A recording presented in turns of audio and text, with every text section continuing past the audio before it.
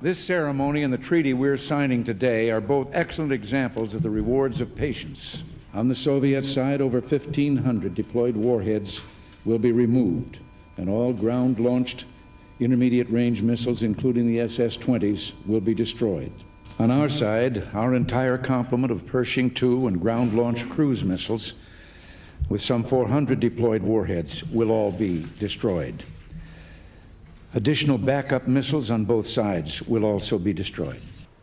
Russia has jeopardized the United States' security interest, and we can no longer be restricted by the treaty while Russia shamelessly violates it. If Russia does not return to full and verifiable compliance with the treaty within this 6-month period, by verifiably destroying its INF-violating missiles, their launchers, and associated equipment, the treaty will terminate. В этой связи хотел бы подчеркнуть и прошу Министерство иностранных дел и Министерство обороны руководствоваться следующими соображениями. Все наши предложения, как и прежде, в этой сфере остаются на столе. Двери для переговоров открыты. Вместе с тем, прошу оба ведомства впредь не инициировать никаких переговоров по этой проблеме. Подождем, пока наши партнеры созреют для того, чтобы вести с нами равноправный, содержательный диалог по этой важнейшей тематике и для нас, и для наших партнеров, да и для всего мира. Hello and welcome to Newswire. I'm Ayza Omar. Let me walk you through what you just saw on your screens right now. You heard, first of all, the former U.S. President Ronald Reagan speaking in the White House with his counterpart, then Soviet leader Mikhail Gorbachev, announcing the signing of the INF Treaty in December 1987. Now, back then, it resolved a crisis that had begun in the 80s with the deployment of Soviet nuclear-tipped intermediate-range ballistic missiles targeting Western capitals, in particular the SS-20. By signing the agreement, Washington and Moscow swore off from possessing, from producing, or even test flying ground-launched cruise missiles with a range between 500 and 5,500 kilometers. Cut to 2019, things have changed dramatically. The U.S. Secretary of State Mike Pompeo announced on Friday about U.S. intentions to withdraw. And the very next day, Russian President Putin comes out with his tit-for-tat response. Now, the U.S. has been accusing Russia for violating the terms of this treaty for a very long time, by continuing development of covertly developing and fielding a prohibited missile system that poses a direct threat to U.S. allies and troops abroad. But Russia denies all such claims, of course. In fact, Russia has long accused the U.S. for violating the treaty themselves, pointing to a NATO missile shield in Romania that could launch nuclear missiles at any time. Russia had also threatened to withdraw from the INF back in 2007, if you remember. So, meanwhile, NATO Secretary General Jens Stoltenberg expresses his alarm and concern over the situation very quickly before we get into the story and ask our analysts what they see and understand from this. Let's quickly listen to what he had to say earlier. A treaty has no value if it's not respected, if it's not adhered to. So the problem is the existence of the new Russian missiles in Europe. That is what's undermining and hollowing out the INF Treaty. So let's talk to our guests to find out some of the key elements of this developing story and what this will do in terms of world security when it comes to nuclear weapons. First of all, I'd like to introduce our guest who is joining us from Moscow, Mr. Andrey Baklitsky. He's a nuclear expert. Welcome to Newswire. Let me start with you very quickly. How do you see this development in your point of view? What does this indicate to you? Well, we are at an important juncture currently. The treaty, the INF Treaty, which has been in place since 1988, is probably going away in 6 months, and we'll see where we move from there, because as you can understand, the leaving the treaty in itself does not make us drastically less safer, but it starts the process by which any country can produce and field new types of missiles, intermediate range missiles. So now we should be looking at which country does what. We've seen tit for tat, U.S. starting R&D on new ground-launched cruise missiles, and President Putin announcing that Russia will start R&D on them as well. But this doesn't necessarily mean that those missiles will be produced and then fielded, and then it really depends where they'll be fielded, because, again, President Putin said that Russia will not be the first one to deploy those missiles in the region, and it will only do so if U.S. does so. So if, for example, United States produce them and only place them in the Pacific to counter China, there is a good possibility that Russia will not reciprocate and deploy them in Europe. So we still have some opportunities to not make this into the crisis. Do you see what U.S. is saying in terms of what you heard Pompeo's statement also, and you've seen that key transition happening from what happened in 87 to 2019. Do you see any kind of weightage in his accusations or what he is suggesting that Russia has been violating this for so long? Well, we can discuss this in great length, but basically it boils down to Russia having a new missile, which is 9M729. It's ground-launched missile, cruise missile, which U.S. says has an intermediate range, and Russia says it does not have intermediate range, and we do not have any independent information to verify it whatsoever. So it basically divides the world into camps, U.S. and NATO saying that yes, missile is in violation, Russia and its allies saying no, missile is not in the violation. And I guess this dialogue and accusations and counter-accusations are not really getting us anywhere, as they were not getting us anywhere in the last 5, 6, 7 years. So if we are to try and understand a little bit of the historical context before the tit-for-tat confrontation that we've just seen a snapshot of started, if we're looking back prior to October 2018, how would you summarize how Russia saw the INF agreement in itself? Right. So I would say that INF treaty wasn't Russia's favorite treaty because it limited ground-launched missiles while not limiting sea-launched and air-launched missiles, where U.S. had a clear advantage. But at the same time, it was a part of this strategic stability, in Europe especially. And a lot have been said that Russia can gain something from leaving the INF treaty. But basically, if the price for that would be U.S. ground-launched cruise missiles in Europe, then it would be a situation much worse for Russia than it was in 1918, because the border between NATO and Russia, which used to go somewhere in West Germany, now is in the Baltics, which is like very close to St. Petersburg, which is really close to Russia. So if INF is gone and U.S. is really producing and deploying those missiles, this is putting Russia in a very, very difficult situation, which overweights, every benefit which Russia might get from getting out of the INF treaty.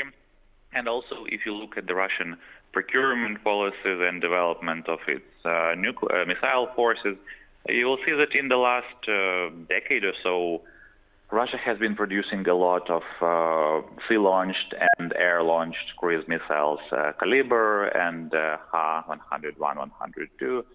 So basically, Russia was moving in the same direction as the United States was moving, getting those missiles which you can launch from sea and the air without violating the INF treaty. So all in all, I would say that for Russia, getting out of the INF treaty without any other agreements with U.S. Would be a net loss. And a little bit on the missiles themselves, if you could give us an easy version of the kind of detonation and destruction that these ground-launched missiles could do. Could you just give us an idea of what the threat to Europe, as it is stuck between the both of them on this issue, it poses?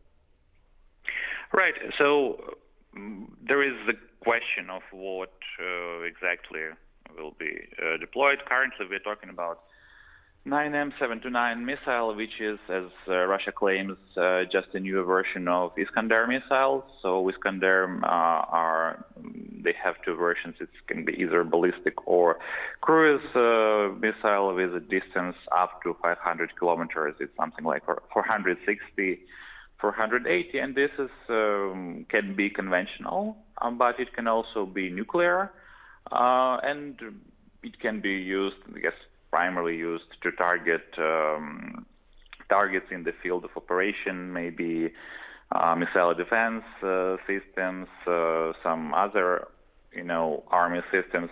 But basically, this is not like huge intermediate range or ICBMs. It's not something you use to obliterate the cities. It's not something you use for, fighting a full-fledged nuclear war. It's a smaller version, and actually the majority of those missiles in Russia are conventional. So you can see those also as usage of just power projection and just normal conventional conflicts. Okay, thank you so much, Mr. Andrey Baklitsky, the nuclear expert who was joining us from Moscow. And now let's move on to get some more analysis on this developing story from some of our other guests. I'd like to welcome here Mr. Mark Sleboda. He's also joining us from Moscow. He's an international affairs and security analyst. Welcome to the show, Mr. Mark. Hi, Ayza. And on the other hand, we have Mr. Dmitry Babich. He's a journalist who has over 25 years of reporting. He's an expert on Russian affairs, and he's also joining us from Moscow. Thank you so much for joining us here on Newswire. Let me start with you, Mr. Mark. We're trying to understand how these developments are taking place. So let me just start off with asking you, would you have called, if reflecting on the INF, the treaty back when it was in effect, before the actual sort of argument started and the tit-for-tat sort of response started coming in, would you have called it something of an extraordinary success, or was this a World War relic, in your opinion? Well, at the time, in the late 80s, the INF Treaty was regarded as kind of a coup for the United States, because it was a treaty that was extremely advantageous to the U.S. In that the U.S. had an advantage in sea and air-launched missiles. It is a maritime power, whereas Russia, the Soviet Union, was a land-based power. And it gave a huge advantage. In fact, Soviet generals were kind of horrified that Gorbachev had signed this deal at the time. And really, it protected Europe. It protected Europe and the European part of Russia. And so potentially that is the area that is made threatened by this again. Russia and the U.S. are not threatened by each other's short and intermediate range nuclear weapons, right? Except for small territory around Alaska and Vladivostok. It's Europe that is once again potentially put in the crossfires if the U.S. deploys such missiles there. But the U.S.'s real concern is China. That's what this is all about. And this is about China's advantage in intermediate range, short and intermediate range missiles in the South China Sea. And the U.S. Army wants to put land-based missiles in Guam, Japan, and probably South Korea as well. And this is clearly indicated by Trump and Bolton when they indicated during public announcements of the withdrawal of the INF that they mentioned China again and again and again. But Mr. Mark, I'm going to hold you there right now. I'm sorry to interrupt, but before we get on to China, let me pull in Mr. Dmitry also. I want to hear your version of how this treaty was taken, and let's go a little back in history here, especially from a Russian perspective. As you heard our guest comment on, that there was not a lot of consent from the majority, and there was alarm that why would Gorbachev agree to something like this, where there was a obvious disadvantage, considering that sea-launched and ground-launched missiles were not included in this treaty, were omitted completely. What was the take back then? Would you agree with our guest how it was perceived in Russia? Yes, to a large extent it was perceived like that. But the Russian society had a very different mood, different mentality at the time. Gorbachev, to a certain extent, reflected an idealistic view of the West that the majority of Russians had at the time. His actions were very unprofessional. He signed this agreement without thinking about the consequences. He did not foresee any deterioration of relations with the United States. Even more, he was friendly towards Europe. And the history has proved him to be, I'm sorry, very unprofessional, very unwise. He's a complete failure now when we look back at his time. I mean, look what's going on right now. I agree with Mark that the main threat that the abolition of the treaty poses, the main threat is to Europe. But Europe, I mean the European Union, has not done anything in the last 3 months to preserve this treaty. When Mr. Trump announced that he was exiting the treaty, first there was some mild criticism from Germany, even I guess from the UK. But in December, all the foreign ministers of the EU member countries came out with a statement where they completely supported the American desire to leave the treaty. They put all the blame squarely on Russia.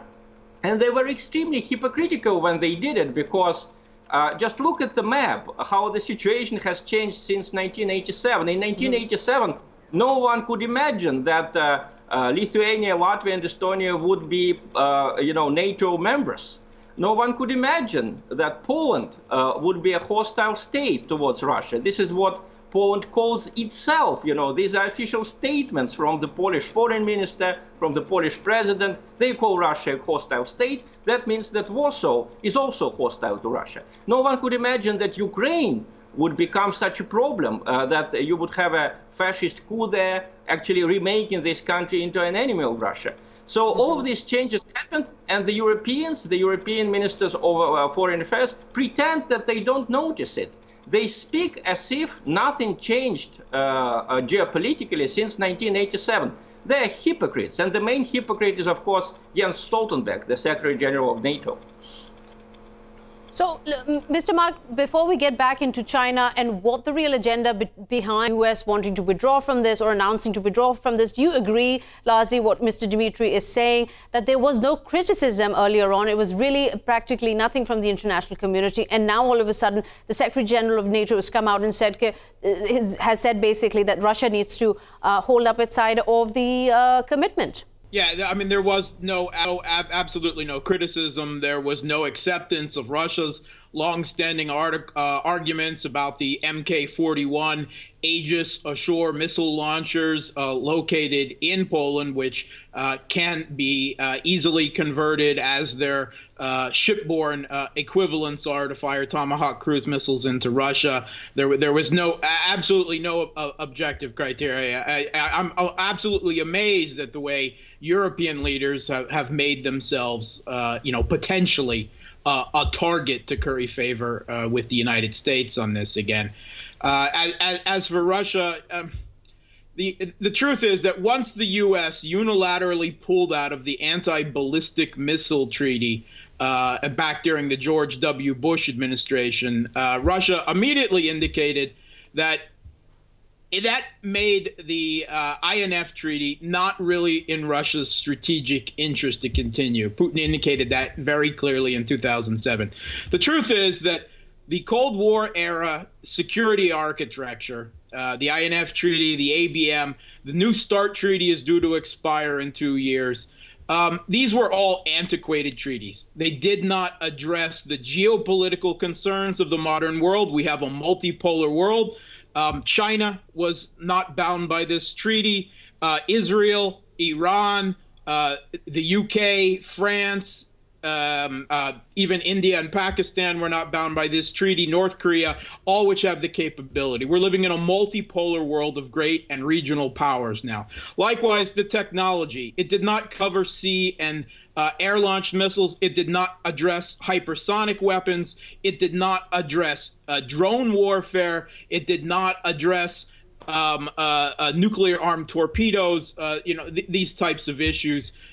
Sapient AI, autonomous kill vehicles. These are all the new arms race that has already begun, that most people aren't aware that we are already engaged in, that theoretically we need an all new great power war treaty, an architecture in order to prevent this type of destructive warfare with these new technologies and new geopolitical realities from coming to realization in the world. Right. Now, while Mr. Dmitry, something Mark said is really interesting. He's referring to the 1972 anti-ballistic missile treaty, which the U.S. pulled out of back in 2002. And then later on, there was another very important treaty that basically that they pulled out of last year, I believe, in 2018, the Joint Comprehensive Plan of Action. Basically, what I'm trying to get to is this a surprise that the U.S. has once again withdrawn from a treaty that basically stops nuclear powers from annihilating life on Earth? I mean, while also addressing the argument that what about other nuclear powers who don't get pulled into this, whether it's China, India, Pakistan, or other countries? I think it's not a surprise for anyone watching the developments in the last few years. I mean, it would be completely wrong to put all the blame on Mr. Trump, much as we criticize him. The destruction of the system of arms control started back in the times of Bill Clinton, and it continued until now. I mean, you rightly said that George Bush the Jr. pulled out of the ABM treaty in the early 2000s. Then Bill Clinton basically killed the Conventional Forces Agreement, CFE treaty, Conventional Forces in Europe treaty. So now in Europe, conventional, very dangerous weapons can be placed at the distance of 80 kilometers from St. Petersburg. The treaty doesn't work anymore. So basically, we see the system of arms control completely destroyed. And unfortunately, this move was okayed not only by the United States, but also by the European Union. Why are they doing this? I think the answer can only be ideological, because it's not in the security interests of the United States, and even more so, it's not in the security interests of Europe to create such instability. I think that basically both the European Union and the United States now are guided by a very radical, ultra-liberal or neoliberal or globalist ideology, call it whatever you want. But it's an ideology that proclaims itself the last and the most perfect form of political structure for society. And this ideology justifies any kind of lies, any kind of violence, any kind of dangerous military action. And we see it played out under our very eyes in Syria, in Libya, in Iraq. So basically, of course, no one in Russia was surprised. What I'm surprised of is the amount of hypocrisy in the European Union. I mean, it's just amazing. The so-called center, the so-called moderate parties in Europe, the German Social Democrats, the French Socialists, they all supported this destruction of a system of arms control. And they called the parties that opposed it, they call them populists, they call them Russian agents, they call them marginal parties. So it's just amazing how quickly Europe became not a pacifist kind of union of nations as we all dreamed in the 90s. Mm-hmm. Europe now is a continent at war, continuously at war, because Europeans have been fighting in Afghanistan and they keep fighting there. Europeans have been fighting in Iraq. They have been fighting in Libya. They have been fighting in Yugoslavia. And now they support the terrible regime in Ukraine. So Europe is no longer a peaceful continent. This is something we need to understand. We need to understand, definitely. And Mark, here, no matter what amount of global outcry there is on the possibility that this INF could fall apart, that Russia, as you heard Putin earlier, and President Trump could withdraw from the treaty. What would this mean, essentially, if U.S. does withdraw, if the treaty falls apart? When we're looking at it from a global perspective, the world's safety, what would the withdrawal mean?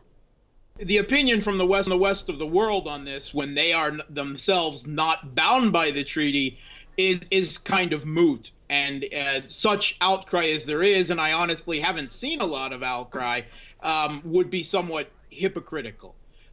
It means it's an acknowledgement that the Cold War security architecture of a bipolar world is gone. All right, and the U.S. has already indicated that the last remaining peace, the New START treaty, will probably not be renewed in 2 years. We're have long already, since the early 2000s, we have already been in a new great power arms race with countries from China to India to Russia to the US to the EU, all developing new and advanced technologies, and where the Cold War era black and white communist and capitalist sides no longer hold play. We've got a much more fluid relationship among multipolar great powers. So it is, in many ways, a much more dangerous time.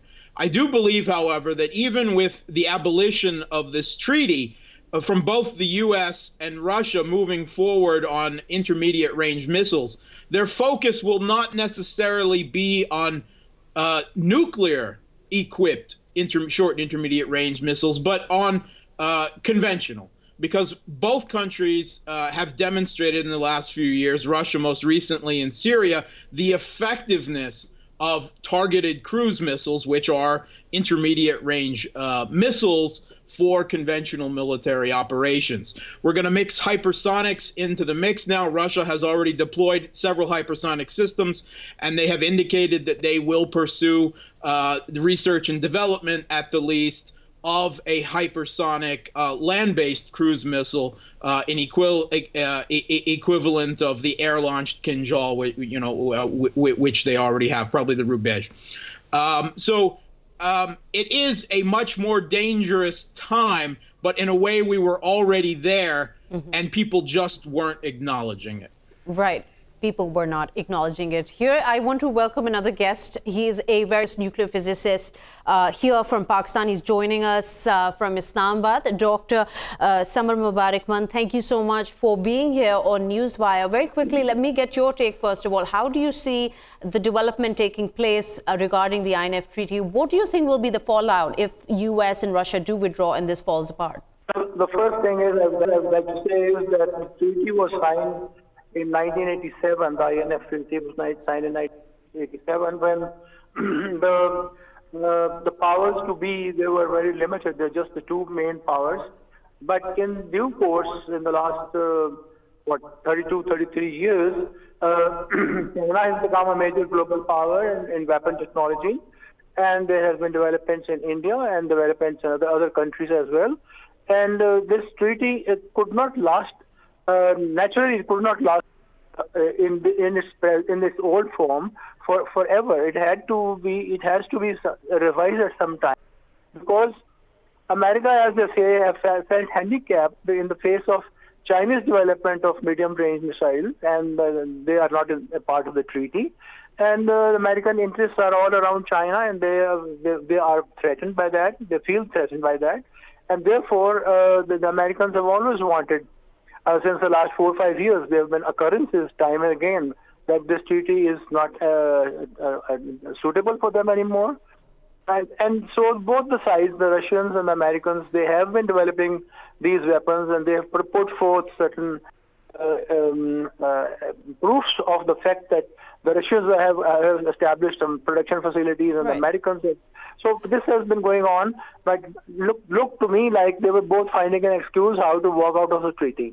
That's interesting that you bring it up, because this was going to be my next question, something we were discussing earlier with Mark as well. Dr. Samar, in your opinion, would this be seen, as a lot of analysts are looking at it, is a kind of a scapegoat, like an excuse? Basically, the intention for the US is to bring China onto the same playing field. It has so far remained exempt from all these treaties regarding nuclear missiles and their capabilities in question. That's right, yes. So this is why this treaty cannot last in its present shape forever, and there has to be some relook at it. And but it is very unfortunate that if this INF treaty breaks down totally and the mad race starts between the two big powers for advancing weapons technology and then deploying these weapons in Europe or around China or around Russia and so on. So this would be threatening global peace in a very serious way. But do you think there is any alternative out there? The US has been rather glib about offering any kind of alternative. It's been pretty much an ultimatum given that until they destroy all the missiles, Russia, they will completely walk out of it. They've given a 6-month window of opportunity. But do you think that there is any any hope that this might be resolved? Exactly. This is what I wanted to say, that when you make the conditions which the other side cannot fulfill, and then you make it a reason for walking out of the treaty. What should be done now is, the way forward is that there should again be serious meeting between China and Russia and the United States and maybe some other global powers, and some representing Europe also, and try to discuss things anew and have a fresh approach to this in the interest of global peace, if that is any more a sacred objective for the world. Otherwise, this treaty is dead and gone. All right, dead and gone. Very wise words. Thank you so much, Dr. Samar. Thank you, Mr. Mark, joining us from Moscow, and Mr. Dmitry, and also Mr. Andrey, for giving your valuable input here on Newswire as we try to hash out what this means for the INF's future, as US has announced that they've got 6 months before they finally withdraw from this treaty, and Russia has responded they will do the same. And with that, we're going to take a quick short break, and we will be right back with the second story of the hour. Stay with us.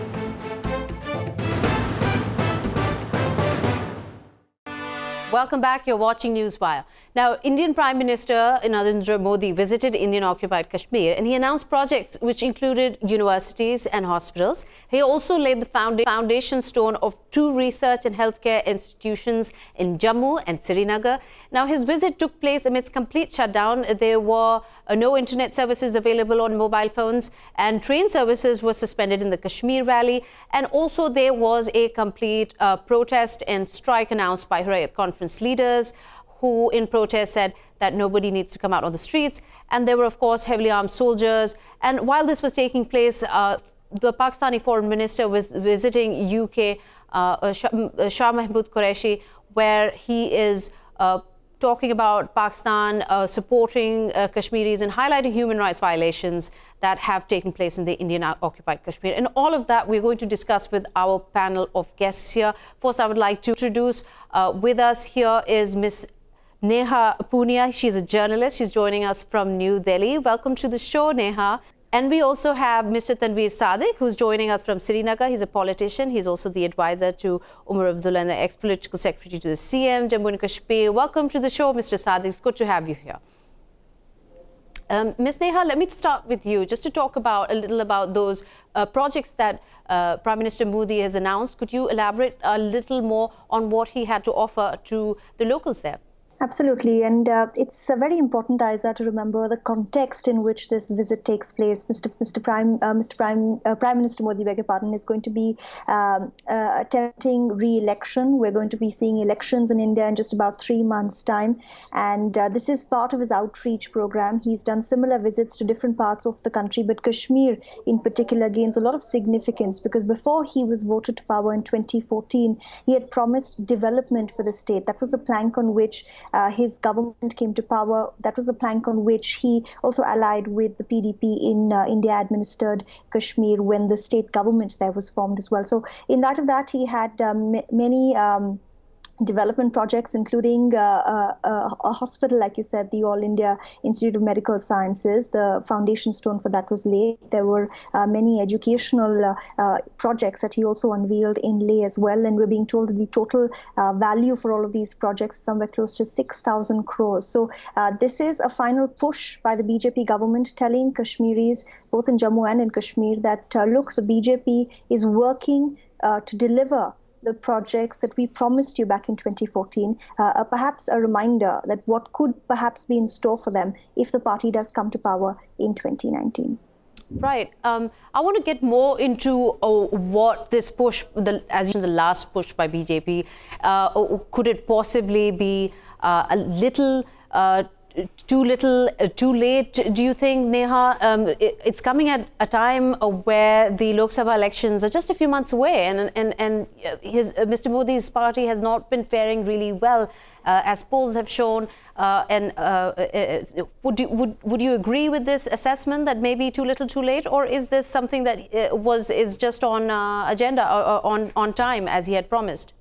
if you speak to locals, Ayza, important to note what they're saying. And they're saying that this is perhaps a little too late, because as far as the narrative in Kashmir is concerned, unfortunately, for the last 5 years, while Prime Minister Modi's party has been in power at the center here in New Delhi, we've only heard the kind of headlines that have been coming out of Kashmir, which sort of align with the pictures you're playing out, which are those of protests, which are those of tear gas shell attacks, those are, pictures of civilians protesting against both security forces as well as the government on many accounts. So I think the development narrative is essentially something that the locals are not concerned about right now. It's a struggle that they have sort of waged for decades now. And for them, in Jammu, you might see a narrative where voters are aligned to believe that there could be more in store for them if they do vote for the BJP. We saw that even in the state polls where the BJP won a maximum number of seats in that region. But in the state as a whole, I don't think that this sort of development push could perhaps make a difference to the BJP's prospects in the upcoming elections. Right. And Mr. Tanvir, let me pull you into this conversation, ask you, what's the situation there on the ground with reference to how the Prime Minister Modi's visit was seen by the locals there? Could you describe the scene a little on Sunday? What did you report on it? Well, we were locked down. That was the best part of it.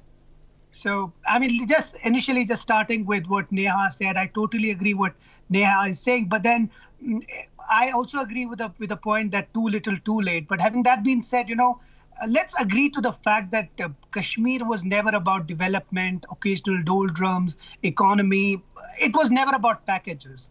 Kashmir was never, and Kashmir will never be about packages. And this is precisely some of our politicians don't understand. It's okay. We welcome all those the packages and all those aims, the All India Institute of Medical Sciences that were given to us. That's fine.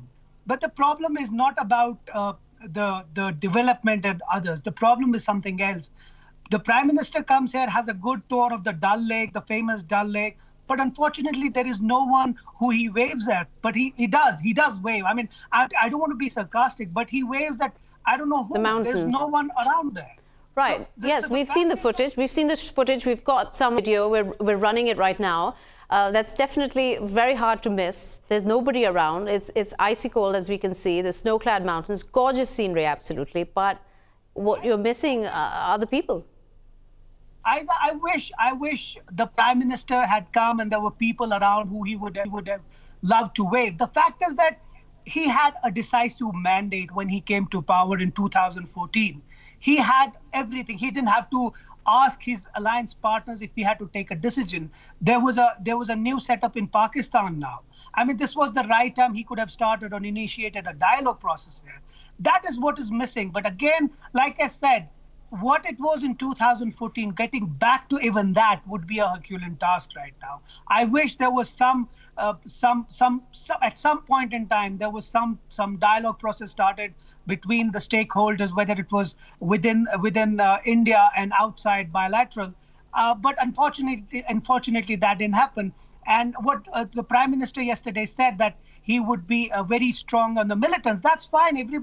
Nobody condones militancy. But the fact is that why did those guys become militants in the last 2-3 years? Why has there been a sudden spurt of militancy? That had to be seen. But unfortunately, people sitting in Delhi, the BJP government has been very insensitive towards that. And that is why things have gone from bad to worse in this part of the world. While they've gone bad to us, we've seen an escalation of violence, and what had started out to be a very easygoing year turned out to be one of the most violent in the history of Kashmir. I'm talking about 2018. 2019 has not been any easier either. We're getting developments from Sadr Kulgam province, where there's a clash between Indian security forces underway during a search operation. And as that develops, we'll keep you up to date with the developments. But coming back to you, Ms. Neha, what doesn't get highlighted here, and I want to hear sort of the Indian perspective on this in terms of how the papers are reporting this. When Hurriyat Conference leaders call a strike and the people actually listen, and the joint resistance leadership, they all sort of, when they call out to the Kashmiris and they respond accordingly, whether it's coming out for a protest or not coming out, What does this say to New Delhi? How does this translate? Unfortunately, I will have to admit that a lot of the coverage that we see of events that play out in Kashmir is not as inclusive as it perhaps should be. We rarely hear people's voices when articles are written about Kashmir. There is a lot of dissonance in understanding the scale and nature of the problem to people who are sitting here in the capital. And that's honestly part of what the tragedy really is when we look at the Kashmir problem from an Indian perspective. But speaking of what the government says, because that's also honestly what we're here to discuss, the BJP government, Prime Minister Modi and his outreach. When they speak of these protests, they're calling them anti-national. They have called this on various occasions in the past as well. And their reason for that is simple. They say that they're trying to push a development agenda, that they're trying their best to ensure that instead of picking up stones, youngsters in the Kashmir Valley pick up pens instead. They're trying to glorify a lot of these stories which have come out of the Kashmir Valley in the last few years, including one brave soldier who was awarded India's highest military honor, the Ashok Chakra, the 26th January Republic Day Parade, who was a militant himself, joined the forces and died, unfortunately, fighting militant forces in the valley itself. So, I mean, there is an understanding that there is a problem there, that there is unrest, there's reason for unrest, that the people are not happy. But I think that's what needs to be addressed. How do you fix that problem? How do you bring them in a more inclusive manner into the mainstream, make them feel like they're part of the system here and not just fighting against both security forces and, in this case, the government in power as well? So, Mr. Tanvir, something that Ms. Neha pointed out, that these protests in Kashmir are perceived in New Delhi as being anti-national. Would you agree with that? And what is your take on these protests? Is this any more a conversation where we are confused about whether this is about nationalism or this is about anti-nationalism or this is about the right for self-determination, for the plebiscite that was promised to them in 1948? Let's say, anything, I would put it like this way. Anything against the BJP is considered as anti-national in this country today. I mean, India is not like that. India is not that. People are very secular to the core. But unfortunately, when you look at what's the narrative in today's India, is that anything you say against India, against the BJP, is considered as anti-national. We have been the victims of such a thing. Now, for example, these boys and girls protesting on the roads in Jammu and Kashmir. Now, you need to address them. You need to see where the problem is. The problem wasn't there a few years back. It suddenly has started. Unless and until you don't, go and talk to them, you don't start a process of reconciliation, you don't start a process of, reaching out to them, things will go from bad to worse.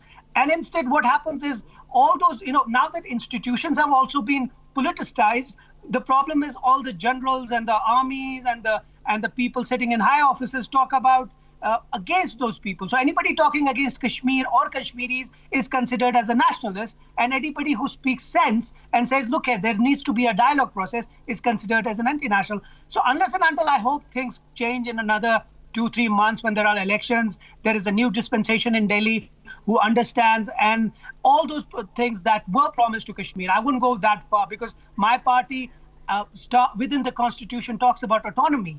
So autonomy was something that was with us. We are not saying that we want something new. Let's restore that and let's start from there. And this is one of the main things that can start or create a bit of semblance of normalcy in the state. Right, exactly. Autonomy, and I want to bring this point forward to you, Neha. When we talk about autonomy, there's something that was promised to them, but when we see the complete shutdown of mobile networks and internet, and we see that transport is halted, what is the need really? What is the threat? Is this over the top, steps being taken by the security forces there, or is there a real need for this? In fact, that's something I was going to say to what Tanvir said. Essentially, the way I'm seeing it is Kashmir is not viewed by any dispensation in power as a people problem. It's viewed as a security problem because of how India and its dispensation sees Kashmir as crucial to its identity, which is why you want to, with impunity, ban internet services. You want to prevent people from having a conversation about these things. You want to prevent also by association any kind of display of any kind of demonstration that is against the current establishment, and that's something that they wanted to avoid when Prime Minister Modi was there. It's also important to remember this was a very, very carefully crafted and executed visit. And which is why, to respond to what Tanvir said, when he was waving from the Dal Lake, there was nobody in sight, because that's how much of a security clampdown there was. And the government was very, very strategic about doing this, because they didn't want to ensure any kind of protest, because that would have been an embarrassment for Prime Minister Modi. Because on one hand, you cannot have him in Kashmir launching development projects worth 6,000 crores. On the other hand, you cannot have people protesting in the streets, holding up banners against the BJP, against Prime Minister Modi himself. So that would be my answer to this, that this was essentially looking at what's happening in Kashmir right now, the kind of clashes we're seeing every day, as a security problem, not as a problem of the people. So do you agree with that, Mr. Tanvir? I totally agree. I mean, the biggest challenge for now, it's like, I think, more to do with the constituency across the country, that, you went to Kashmir, you had a good tour of the Dal Lake, you waved at people. That's debatable how many there were. But the fact is that, just to tell the rest of the country that he was in Kashmir, he was roaming around freely. He was doing his bit. The biggest challenge, Ayza, would be about the assembly elections. The biggest challenge. I mean, this would be the first time, if they defer the elections beyond, let's say, April, it would be the first election as such after 1996. And this can tell you about the situation which has gone from bad to worse. Now, we are looking at it. Let's see how things play out in the next week or 10 days. No, but the packages that he's announced, I mean, these development packages, what is this? Is there an actual belief somewhere, or is this any kind of sort of reaction from the locals, from the Kashmiris, where they can be won over by this as one last shot attempt before the elections? Like I said, it's too little, too late. And if these packages were for the people, where were the people then? Right. Sitting in a garrison doesn't mean. I mean, the fact is that you have to, and it is too at the fag end of his government right now. I wish this was done a couple of years earlier. Probably things would have been better. Like I said again, it's not about packages. It's not about economy. It's about a different. People are not protesting in Kulgam or South Kashmir or North Kashmir for not having an aims or not having a facility. They're essentially protesting because Kashmir is a political issue. And unless and until BJP doesn't understand that Kashmir is a political issue and they consider it as a political one, things will go from bad to worse, like I said. Occasional doldrums will probably maybe good for PR, maybe good for newspapers. But if you want to deal Kashmir, you need to deal it. You need to come out from all this cocoon and give an out-of-box solution. This won't work. Right. And Ms. Neha, also I want to get in a question about the Indian security forces who are accused of killing and blinding hundreds of people there, protesters, shooting arbitrarily and using pellet guns. This has been highlighted time and again by independent human rights organizations around the world, condemned by the UN in a special report last year in June also. What is it about this that doesn't get translated to the Indian government? I mean, they do not allow foreign observers there also. So how do we sort of come to a more how do we approach this to understand better what is the verdict here by the Indian government? What is their take? Why is it that these kind of humanitarian atrocities continue to happen while they stage events where he's, waving at, where we can see Prime Minister Modi waving at essentially nobody in like his visit earlier yesterday? That's right. As far as the Indian government is concerned, when they're speaking of the scale of the security challenge that Kashmir poses, this is something that they've been very, very clear about since the first day that they came to power. That security and stabilizing Kashmir on that front was their number one priority, which is why we saw the extensive use of pellet guns, which was hugely criticized, following which the Home Ministry here in New Delhi said that they would try and scale that down. But as far as the Indian government is concerned, they don't don't see the people of Kashmir as a problem. This is something that Prime Minister Modi has also said on many accounts. No, but I understand your point of view. You said that earlier as well. But I think what I'm trying to get to you, I'm not being clear, is the collateral damage. For example, when you say pellet guns and when you say that we're talking about the militants there, that the security needs to be secured, to be sort of done better. We're talking about collateral damage. We're seeing an indigenous movement gain momentum. And this is not me. These are reports coming in from independent experts, reporters from around the world, and human rights organizations there. So what is it that, I mean, you see where I'm going with this, that if you're talking about pellet guns being scaled down, they're not being scaled down. We're still seeing a lot of victims. We just, a few months ago, saw a 20-month-old baby being shot in the eye and losing her eyesight. I mean, No, absolutely. I agree with you, Ayza. I mean, the biggest problem about the whole Kashmir struggle has been the collateral damage and the people who've been suffering for decades now because of this. And I'm sure everyone recognizes that. The government in the past has also said this, that they are concerned about how the people are caught in the crossfires here. And I just want to be frank here, I'm not sort of taking the government's position. I'm simply articulating it. This is not my personal opinion either. I'm simply telling you what the government says about this entire scope of using pellet guns and how they're scaling it down. But when it comes to the problem, the government stand has been that because cross-border terrorism continues, because militants from across the border continue to enter Kashmir and continue to sort of mingle with the locals, that is why this problem exists. Of course, like you said, the United Nations, for example, has disagreed with it. There was a report that came out last year which the government completely disregarded, because that's also part of the problem, not just the BJP dispensation, but any government that's been at power in the center here in New Delhi has always said Kashmir is our problem. It's an internal problem. We do not want to see any kind of interference from anyone, not even the United Nations or any kind of third-party independent observers. And that's where the problem lies. Okay, thank you so much again, Mr. Tanvir, for your time and your input, and Ms. Neha for joining us here on Newswire. The argument remains a circuitous argument, really. It goes round in circles. At the end of the day, Pakistan and India need to come together and have talks. But then the question remains, who is the one who's going to step up? There have been invitations coming through from Pakistan time and again, and we've covered this a bunch of times in our shows earlier. Why are we not getting a response from India?